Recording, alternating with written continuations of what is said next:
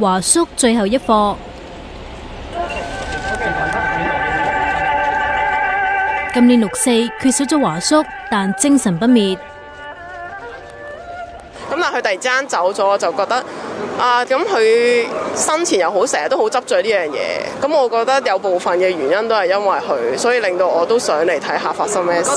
我覺得幾感動，因為上年係司徒華咧，佢病嗰陣時都照出席，咁個現場氣氛我覺得比較即係嗰種可以好有壯志雄心，因為可能司徒華比較病病地，咁大家嗰種好似要繼承佢嘅嗰種理想咁嘅感覺。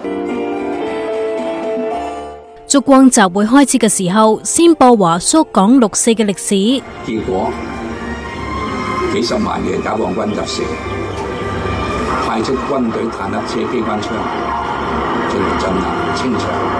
時刻舉行的。丁子霖慨嘆華叔嘅離世。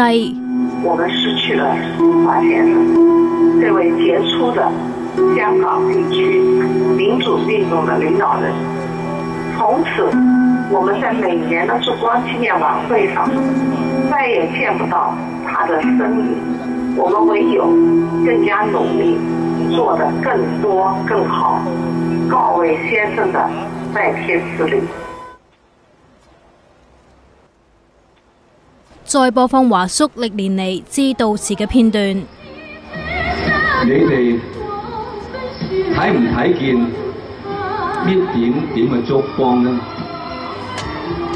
呢啲係我哋眼睛裏邊一滴一滴嘅珠淚。我哋有決心、有毅力，堅持更長嘅時間。89民運、6四事件必定平反。6四神舟平反日，